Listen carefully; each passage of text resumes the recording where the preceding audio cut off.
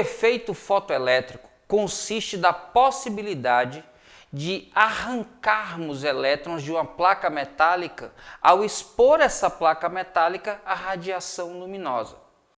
Para arrancar o elétron, era preciso fornecer uma energia mínima. A essa energia mínima, Einstein batizou de função trabalho. Isso era tão novo para a época que o próprio Planck se questionou. A intensidade está associada à quantidade de fotoelétrons que é emitida. Se eu aumento a intensidade, eu aumento o número de elétrons.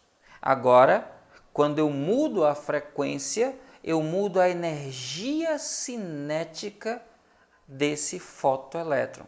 E aí a associação é: quanto maior a frequência, maior é a energia que esse fotoelétron possui.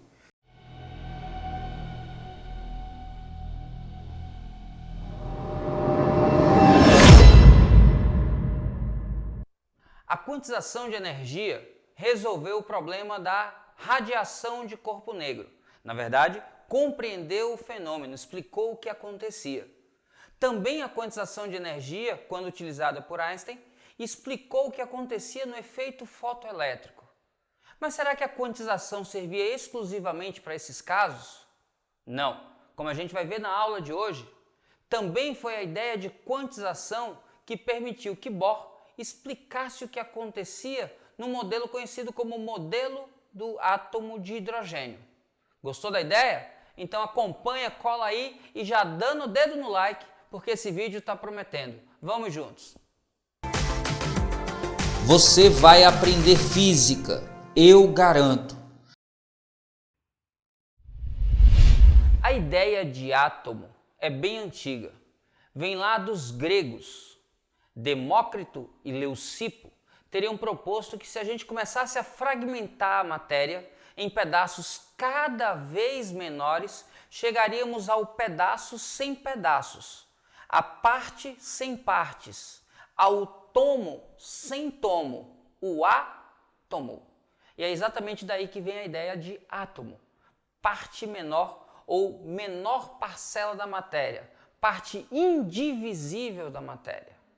Essa ideia é muito próxima do modelo de Dalton, por exemplo, que imaginava que todos os átomos seriam esferas indivisíveis.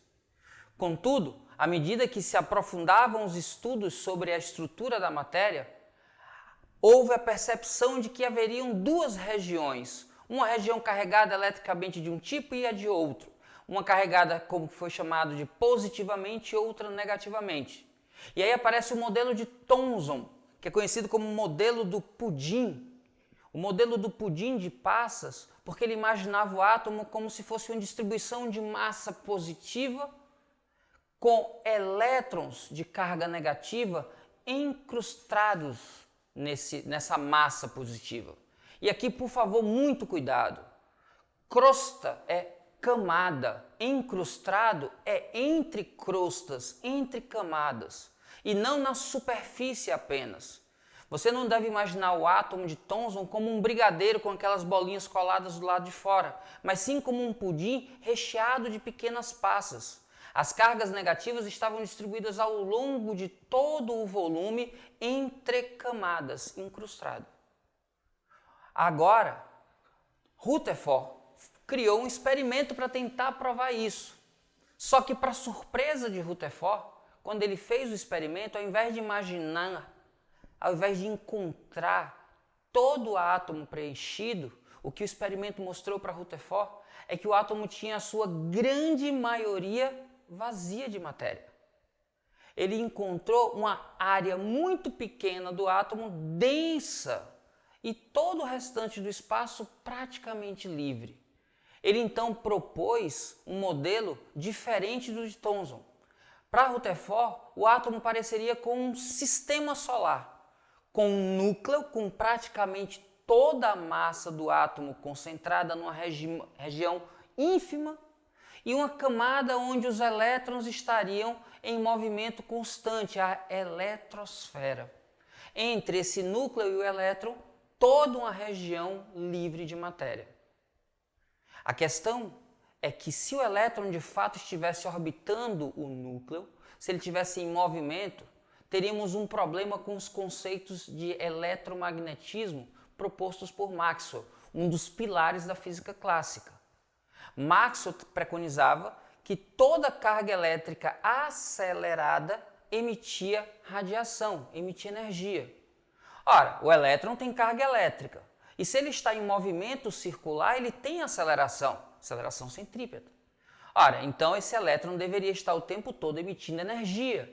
E se ele está emitindo energia, o raio desse elétron na sua trajetória diminuiria em cada momento de tal forma que esses elétrons começariam a colapsar no núcleo. E os átomos simplesmente se tornariam instáveis. Só que não é isso que acontece na natureza.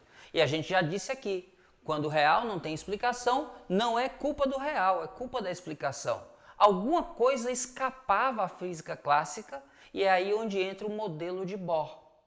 Bohr propôs que os elétrons em torno do núcleo precisariam, para estar estáveis, de órbitas específicas com níveis de energia discretos, ou seja, quantizados. Ou você tinha energia do nível 1, ou tinha energia do nível 2, ou tinha energia do nível 3, nunca uma quantidade de energia intermediária. E é por isso que o elétron só podia estar ou na raia 1, ou na raia 2, ou na raia 3, nunca entre essas raias. E por isso ele não poderia fazer um movimento de espiral e colapsar no núcleo. Ele teria que ter órbitas estacionárias, ou seja, de energia constante. Energia essa que era discreta ou quantizada. Então, o conceito de quantização de energia chegava às órbitas dos átomos através do modelo de Bohr.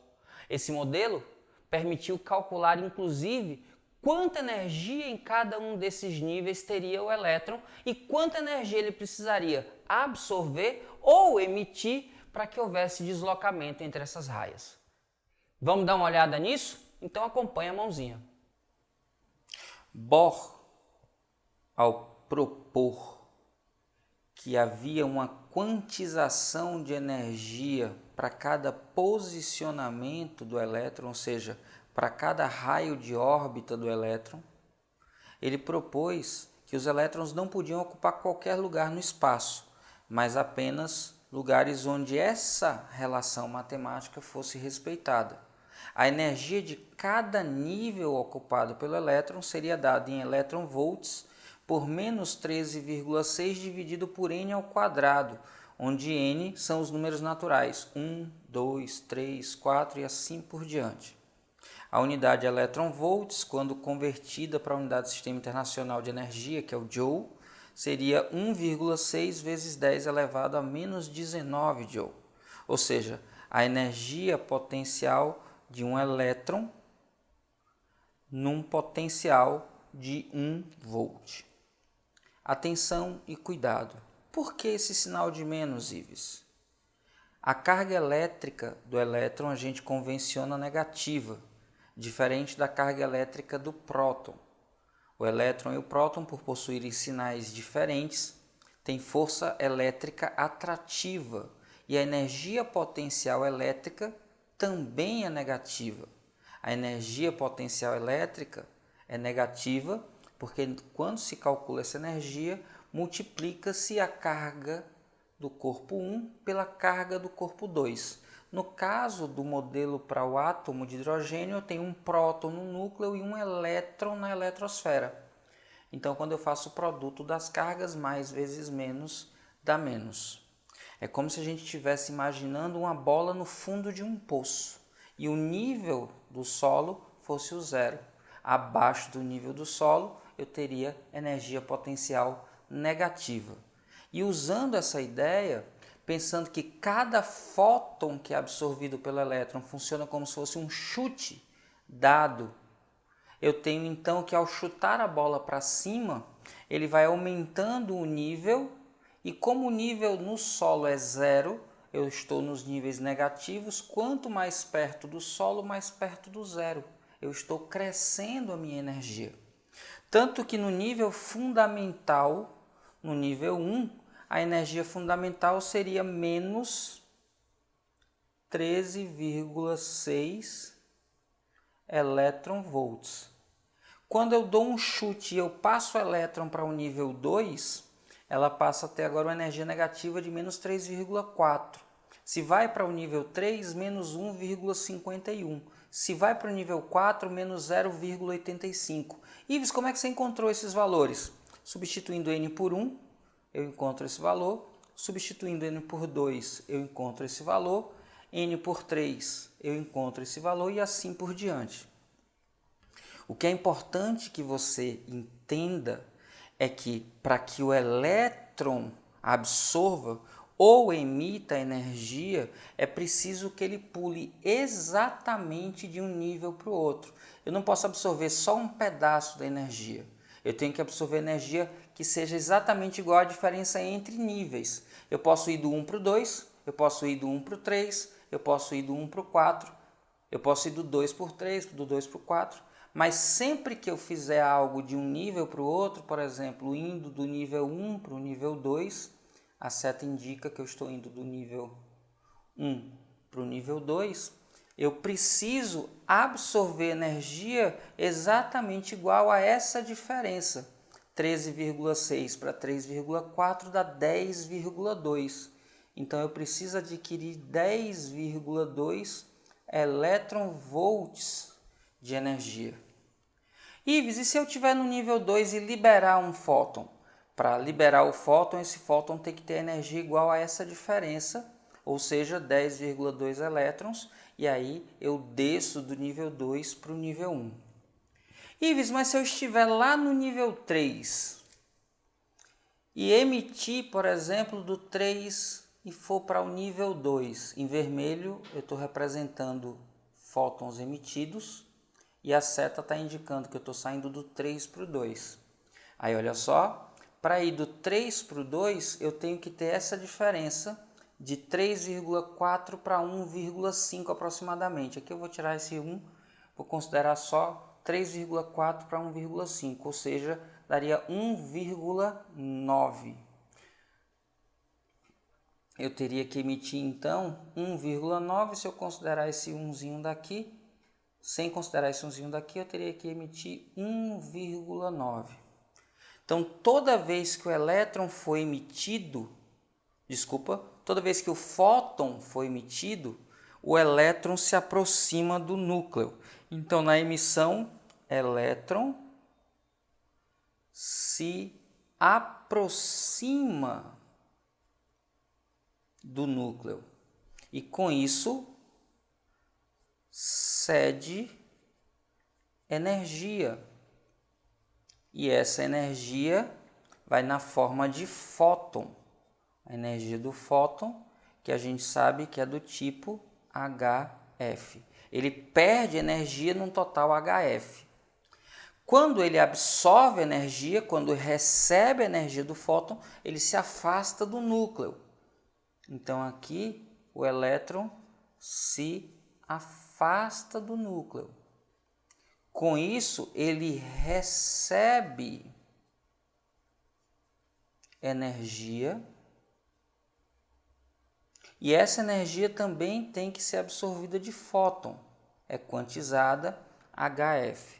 Mas muito importante, seja para se afastar do núcleo, seja para se aproximar do núcleo, a quantidade de energia tem que ser sempre igual à diferença de energia entre os níveis que ele está saltando.